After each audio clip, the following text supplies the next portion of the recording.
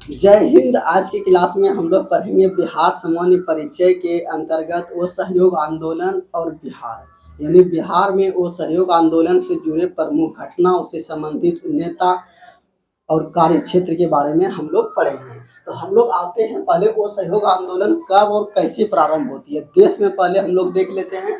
तो वो सहयोग आंदोलन का प्रस्ताव जो है वह कांग्रेस के विशेष अधिवेशन कोलकाता में लाया गया। उस समय अध्यक्ष कौन थे तो ये आप लोग याद रखेंगे, लाला लाजपत राय। विशेष अधिवेशन कब होती है? सितंबर 1920 में होती है। अब यहाँ पर देखिए प्रस्ताव लाया गया कांग्रेस के कलकत्ता अधिवेशन 1920 में।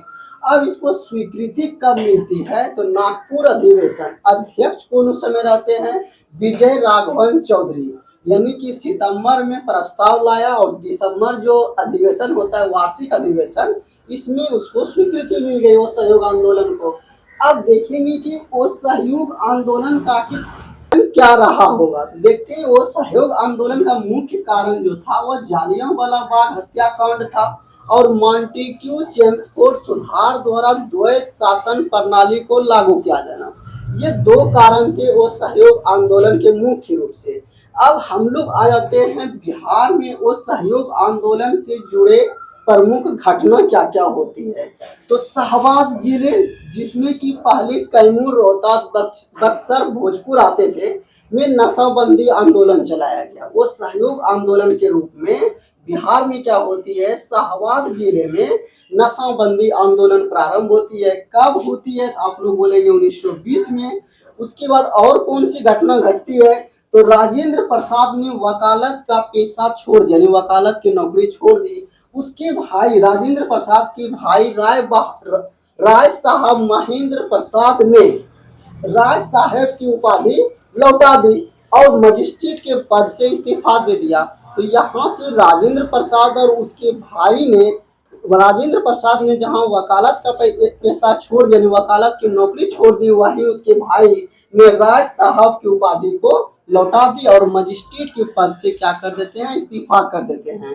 तो ये यहाँ से बिहार से संबंधित कुछ घटना हम लोग देख रहे हैं। उसके बाद क्या होती है आगे की घटना, राष्ट्रीय महाविद्यालय की स्थापना होती है। किस लिए होती है कि अंग्रेजी शिक्षा हम लोग अंग्रेज के दिया हुआ शिक्षा नहीं ग्रहण करेंगे, हम लोग अपना विद्यालय खुद खोलेंगे और अपने टीचर वहाँ अपने यानी टीचर खुद रखेंगे। तो ये यहाँ पर राष्ट्रीय महाविद्यालय का स्थापना किस लिए होती है तो शिक्षा का वैकल्पिक साधन उपलब्ध कराने के लिए। चूंकि हम लोग को अंग्रेज का बहिष्कार करना था तो उसके विद्यालय में हम लोग नहीं पढ़े, अपना विद्यालय खोले। ठीक है, इसी उद्देश्य से राष्ट्रीय महाविद्यालय की स्थापना हो सकी या राष्ट्रीय महाविद्यालय का स्थापना किया गया। किस लिए? शिक्षा का वैकल्पिक साधन उपलब्ध कराने के लिए। अब देखेंगे तो इसके प्राचार्य यानी राष्ट्रीय महाविद्यालय के प्राचार्य कौन थे तो डॉक्टर राजेंद्र प्रसाद को बनाया गया। अब इसी के प्रांगण में, राष्ट्रीय महाविद्यालय के प्रांगण में बिहार विद्यापीठ का उद्घाटन होती है। इसका भी उद्देश्य वही था, बच्चों को जो शिक्षा से दूर नहीं हो उसके लिए शिक्षा व्यवस्था करना।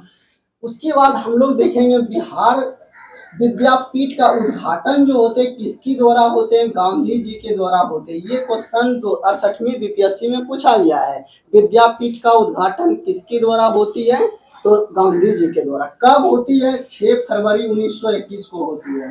अब देखेंगे इसके कुलपति कौन बने तो ब्रज किशोर प्रसाद को बनाया गया और कुलाधिपति मजहरुल हक को बनाया गया। अब उसके बाद नेक्स्ट आएंगे हम लोग सदाकत आश्रम।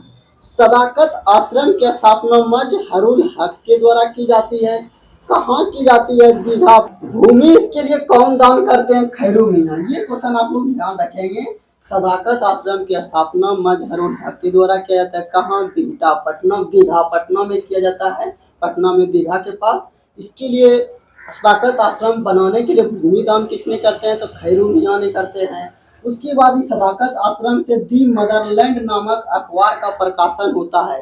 कब से? 1921 से होती है। किसके द्वारा? मजहरुल हक के द्वारा ही होती है। यानी कि सदाकत आश्रम से जुड़े मुख्य पॉइंट क्या थे? स्थापना मजहरुल हक के द्वारा। भूमि दान किसने दिया? खैरू मियाँ ने दिया। कहाँ पर है? पटना में, दीघा के पास। यहाँ से दी मदरलैंड का प्रकाशन होता है, किसके द्वारा? मजहरुल हक के द्वारा। बस इतना पॉइंट है। अब हम लोग देखेंगे कि दिसंबर 1921 में प्रिंस ऑफ वेल्स यानी कि इंग्लैंड से पटना का आगमन होता है। प्रिंस ऑफ वेल्स का आगमन जो है पटना में होता है। इसके प्रतिक्रिया में क्या हुआ? तो काला झंडे दिखाए गए और पूरे पटना में हड़ताल का आयोजन किया गया। अब देखेंगे बिहार में वो सहयोग आंदोलन से जुड़े प्रमुख नेता कौन कौन थे? मजहरुल हक थे, राजेंद्र प्रसाद थे, ब्रज किशोर यादव, ब्रज किशोर थे, उसके बाद मोहम्मद शफी। ये प्रमुख कुछ नेता थे। कौन कौन थे? तो मजहरुल हक याद रखेंगे, राजेंद्र प्रसाद, ब्रज किशोर प्रसाद सिंह, मोहम्मद शफी। ये 4-5 नेता आप लोग याद रखेंगे। उसके बाद वो सहयोग आंदोलन का जो था प्रमुख केंद्र या मुख्य केंद्र क्या था? तो पटना था। अब हम लोग आएंगे वो सहयोग आंदोलन की समापन कैसे होता है। तो समापन आप लोग को मालूम है कि चौरी चौरा कांड की घटना से होती है। ये उत्तर प्रदेश में चौरी चौरा नामक स्थान पर होती है। कब होती है? 5 फरवरी 1922 को। गांधी जी से दुखित होकर के वह सहयोग आंदोलन समाप्त कर देते हैं 12 फरवरी 1922 को बारदोली प्रस्ताव लाकर। अब यहाँ पर देखेंगे वो सहयोग आंदोलन के समय बिहार के प्रमुख नेता एवं उसका स्थान यानी उसका क्षेत्र कौन से क्षेत्र में सक्रिय रहे? तो दीप नारायण सिंह वो सहयोग आंदोलन के दौरान सक्रिय रहे। कहाँ? भागलपुर में। मुजफ्फरपुर से कौन सक्रिय रहे? मोहम्मद शफी सक्रिय रहे। उसके बाद मुंगेर से मोहम्मद जुबैर थे। ये प्रमुख नेता थे जो जिसने कि वो सहयोग आंदोलन के क्रम में ही अपने आप को सक्रिय रखा। किस जिले में, किस जगह पर रखा, उसके बारे में हम लोग देखें। उसके बाद एक पॉइंट ये देख लेंगे कि ये क्वेश्चन किसान आंदोलन और किसान सभा में कुछ एक पॉइंट छूट गए थे, इसको हम लोग नोट कर लेंगे। यानी अखिल भारतीय किसान सम्मेलन का वार्षिक अधिवेशन गया में 1939 में होते हैं आचार्य नरेंद्र देव के द्वारा। ये क्वेश्चन आप लोग याद रखें। अखिल भारतीय किसान सम्मेलन का वार्षिक अधिवेशन अप्रैल 1939 में कहाँ होते हैं? गया में। किसके द्वारा? आचार्य नरेंद्र देव के द्वारा। दूसरा पॉइंट क्या है? हुंकार पत्रिका का प्रकाशन किसने किया? ये भी क्वेश्चन बीपीएससी के द्वारा पूछा गया है। तो स्वामी सहजानंद सरस्वती के द्वारा हुंकार पत्रिका, जो किससे संबंधित है? किसान आंदोलन से संबंधित है।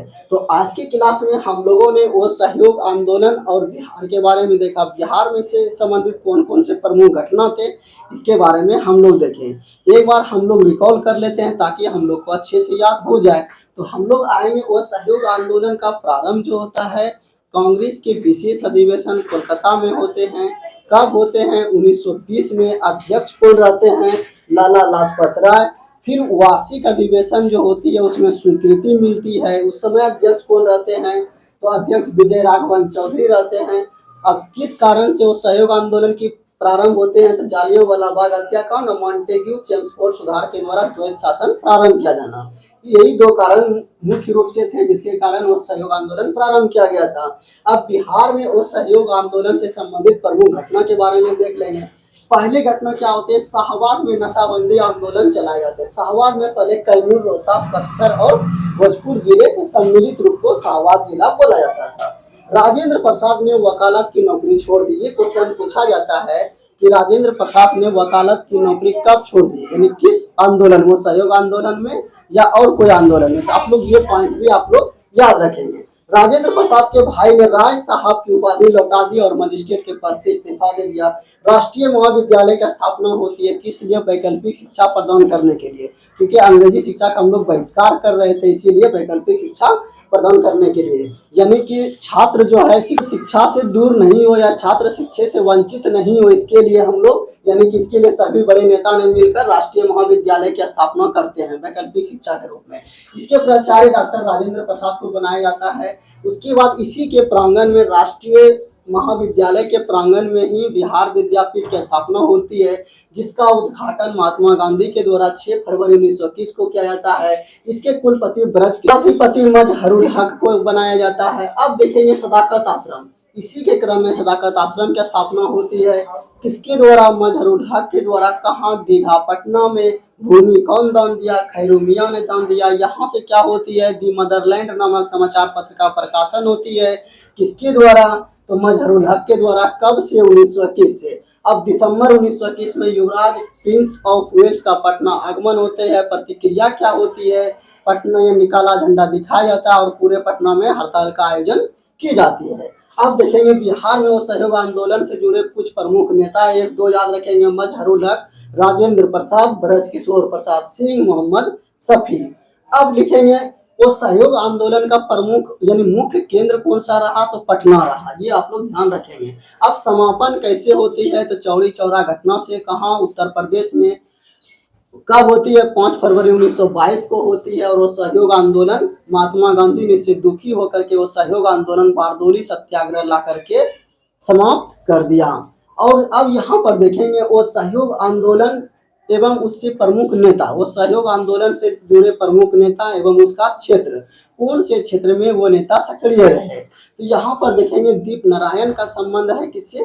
भागलपुर से। मुजफ्फरपुर से कौन थे? मोहम्मद शफी थे। उसके बाद देखेंगे मुंगेर से कौन थे? मोहम्मद जुबैर। वो सहयोग आंदोलन के दौरान सक्रिय नेता मोहम्मद जुबैर थे। कहाँ से? तो मुंगेर से। और मुजफ्फरपुर से मोहम्मद शफी। और ये क्वेश्चन आप लोग याद रखेंगे, तो याद रखेंगे अखिल भारतीय किसान सम्मेलन का वार्षिक अधिवेशन गया में होती है 1939 में। इसके यानी कि अध्यक्ष कौन बनते हैं? आचार्य नरेंद्र देव। और लास्ट पॉइंट है हुंकार पत्रिका का प्रकाशन स्वामी सहजानंद सरस्वती के द्वारा होता है। ये लेक्चर 26 में जो हम लोग पढ़े थे किसान आंदोलन और सभा, उसके 2 पॉइंट छूट गए थे जिसको हमने नोट कर दिया। तो उम्मीद है कि आप लोग को ये वीडियो समझ में आए होगी, आप लोग अच्छे से देखें ताकि क्वेश्चन को सही से सोल्व कर पाए। धन्यवाद।